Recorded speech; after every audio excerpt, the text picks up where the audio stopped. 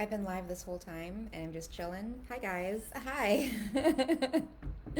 Sorry, I thought I hadn't started this yet and I was looking up a link to give you guys. So now that I found it, let me go ahead and put this in the comments.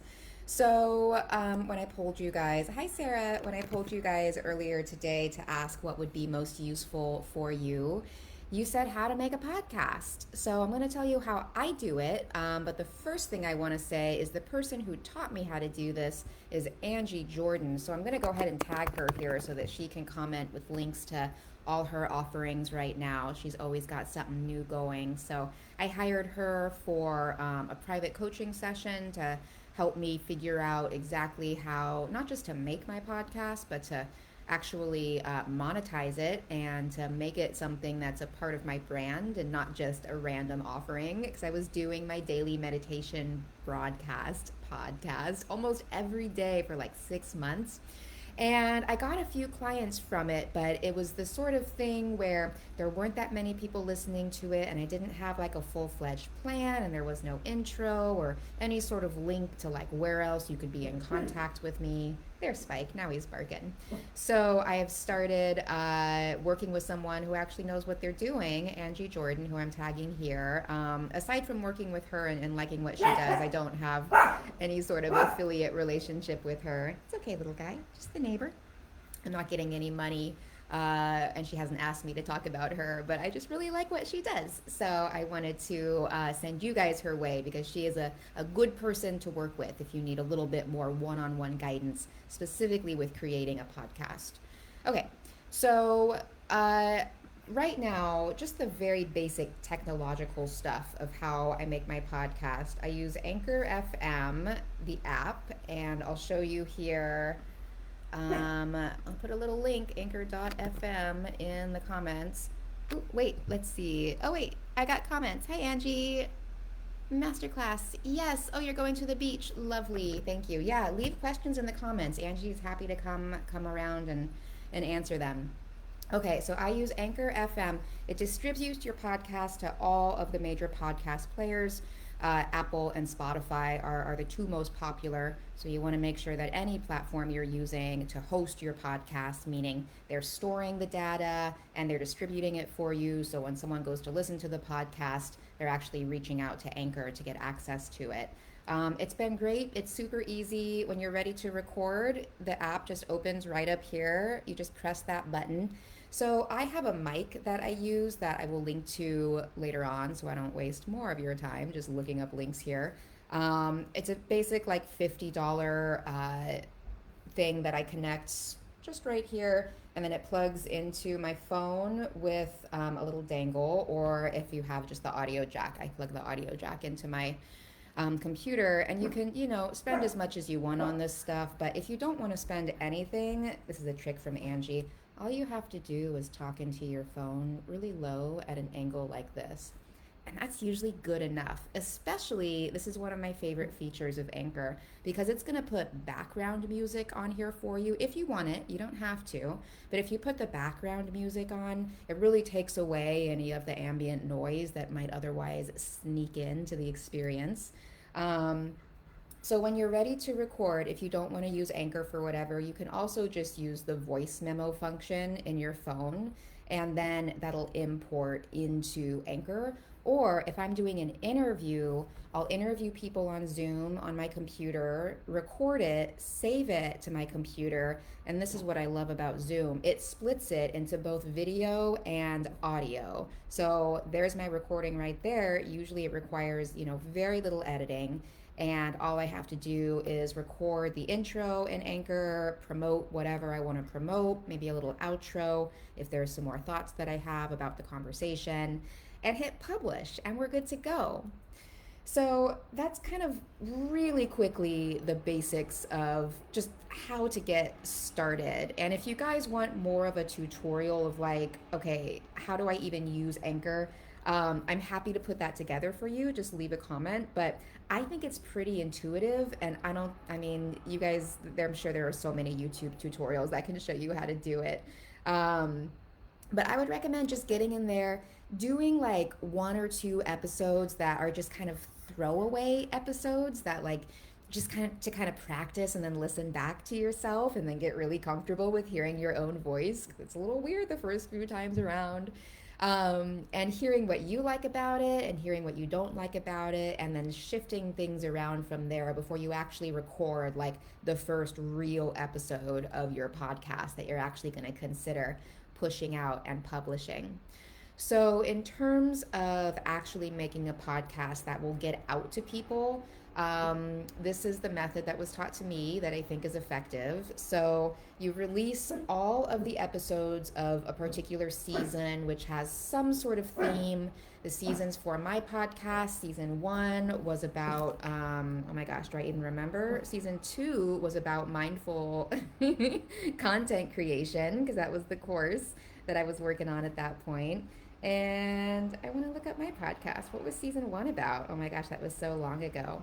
Oh, it was all just about how to manage your money yogically, how to bring more mindfulness into how you spend money, but more importantly, how you bring money in, because that's what I'm all about in this group, is how to increase your income streams so that you have more options about how you spend your money. I do recommend listening to both, all of my seasons. My third season was interviews with healers that just came out this week, and there is so much juicy stuff in there. If you're a podcast person, go take a listen for sure. I think I put, let's see, yeah, I put the link up there. It's splendid.yoga. Oops, little typos. All right, I guess that doesn't want to happen right now. Now my computer's freezing. Oh no. All right, I'll just let this sit for a minute and just pretend like everything's fine. Okay, I think I'm back. There we go. So splendid.yoga slash my podcast. That'll get you access to all 3 seasons. So you can do, 3 episodes, 5 episodes. It doesn't have to be like this whole to-do where you're releasing hours and hours of content, right? My first season was 5 episodes. I think the average time was like 20 minutes, and then maybe it was another 10 minutes of messing around with editing and the show notes from there. So, that's about a half an hour per episode, and 5 episodes, about 2 hours of my life that I put into this. So not too much effort, just creating the actual podcast. It's really in getting people to listen to it where you're going to be spending most of the time, because there's a lot of noise out there. You know what I'm saying? There's a lot of options for podcasts. So you got to make sure that the people who actually do want to listen to you are listening to you.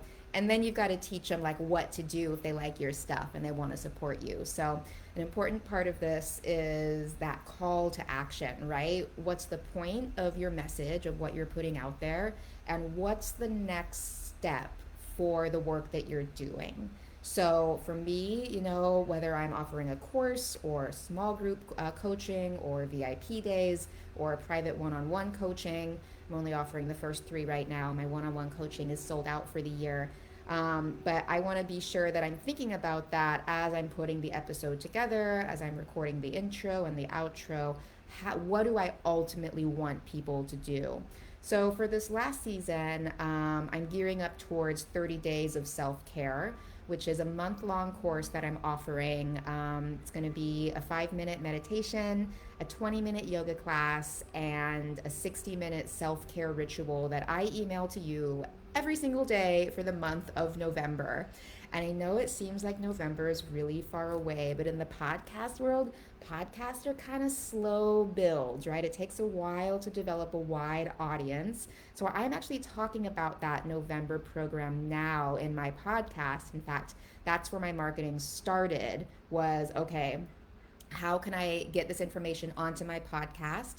And then I'm going to use like the data that I get from that to inform how I market this going forward, in terms of how it feels for me energetically, the information that I'm putting out there, but also, the feedback that I'm getting. Are people listening? Are people sharing it? Are they getting value from it? Are they acknowledging the call to action and actually going to the website that I want them to go to sign up for my wait list? So for anything that you want to promote on your podcast, plan on about like a 6 to 8 week time frame in terms of actually seeing like an impact from that podcast. So you want to start this process, pretty far ahead of time, kind of like Instagram. Podcasting is a long game, right? But don't let that discourage you because it also acts as kind of a business card. It's part of your portfolio. Anything that you're putting out there as content, even if you're releasing it for free, even if you're not, I'll read your comment in just a second, Sarah. Even if you're not getting paid for it directly right then, it's giving people an opportunity to become a bigger fan of yours, essentially, to get to know you better, and to like you and trust you and appreciate your message. So it's also a long game in that way. Is it just takes time to, especially online, develop that trust with people. The clients I work with one on one who know me here in Santa Barbara are like my easiest sales because they already know and trust me. But for those of you who only know me online, like it's a little bit of a different relationship in terms of understanding, like, wait, I know I like this person, but like, do I like them because like they're slimy and doing some weirdo marketing things, or do I like them because I'm actually interacting with their energy in a way that uplifts me, right? And so, as a listener, that's something to look out for. If you're listening to stuff that doesn't uplift you, it's not for you. Get away from it, push it away. You don't need it. Focus on the stuff that actually lifts you up. So you want to talk about it, to your biggest fans. This is where you're calling in your mamas and your papas, your best buds, everyone to be like, go review my podcast. And even then, like, people won't do it. Probably like 1% of the people you ask to review your podcast are going to do it, which is why you have to ask a lot of people.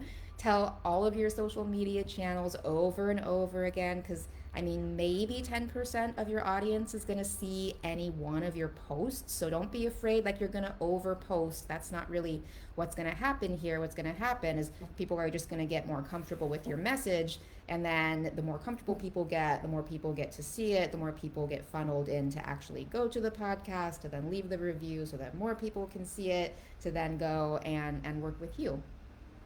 Okay, let's see. Funny, Sarah says, funny. This is the live that I managed to catch. I'm glad you're here, Sarah.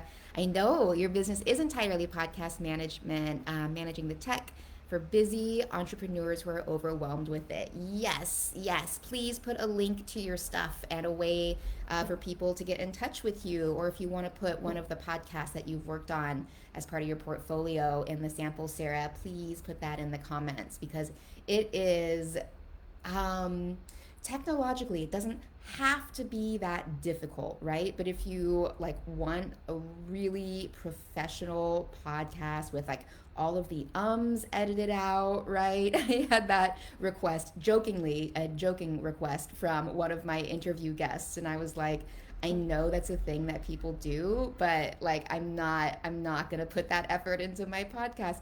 Partially because I don't really mind the ums. I think that creates a natural conversation. But you listen to a Radio Lab or a This American Life, and you can hear how impactful it can be to have that really professional editing, those really professional mics, and all the stuff really dialed in. Of course, it's a huge difference to have a professional handling the tech side of things.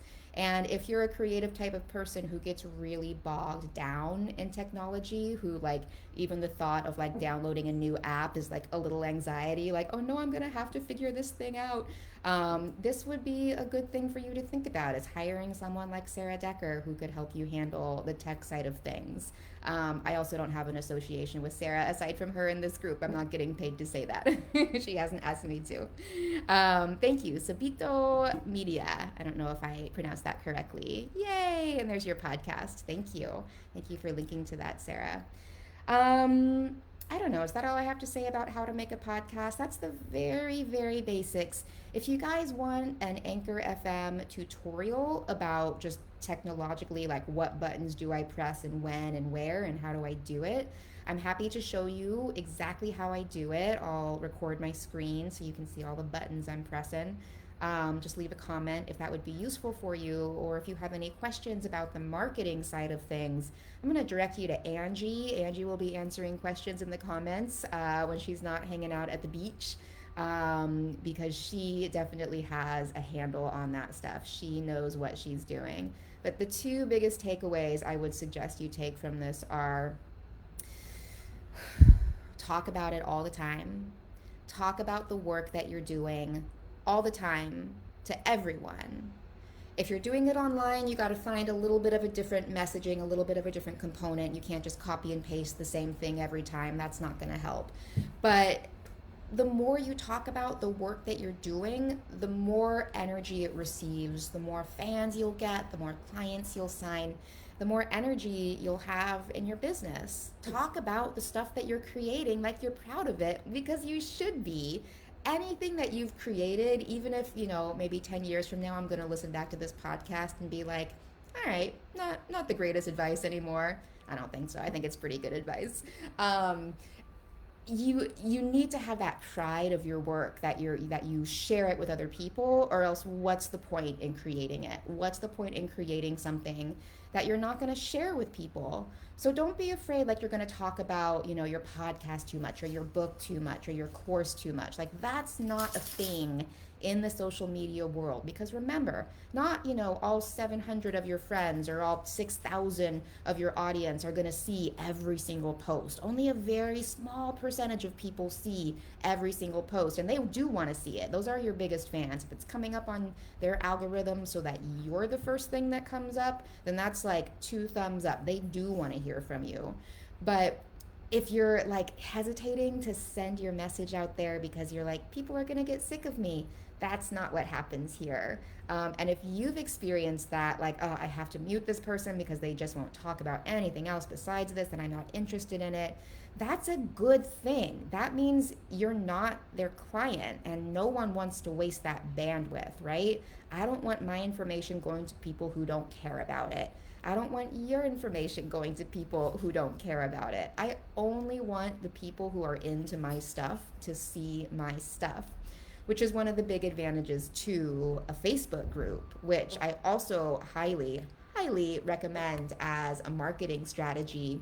And if you guys are interested, the course that I took to build this Facebook group is launching again soon. I'll put that in the comments after I'm done here as well. It's really powerful. I've recommended it to many people who have seen the same results as I have. In fact, if any of you are watching that, you can comment in here if you've also taken the course. Is like 2 thumbs up. It's a good one to take. It's the Facebook group growth course. It's such a brilliant idea if you have any part of your business online. It's instant market research. It's instant your number 1 fans. It's the first thing that's going to come up algorithmically in their Facebook feed. And there's an intimacy to it that you don't get out in the open seas of your public Facebook profile, that I personally really appreciate, not just from a marketing point of view, but just from a creativity an openness, a vulnerability point of view. Is that OGA? I don't know what OGA is. What's OGA? I'll wait for Sarah to respond for a minute before I sign off here. All right. So once again, any questions about podcasting or marketing your podcast, you can put that in the comments. I will be checking back in over the weekend on occasion. I'm going to try to stay a little bit off of the internets this weekend to get ready for my big move to Mexico. I leave in exactly 4 weeks to Baja. Spike is very excited about it as well. We're going to his homeland. So yeah, I hope you guys have a great holiday weekend, and I'll talk to you later.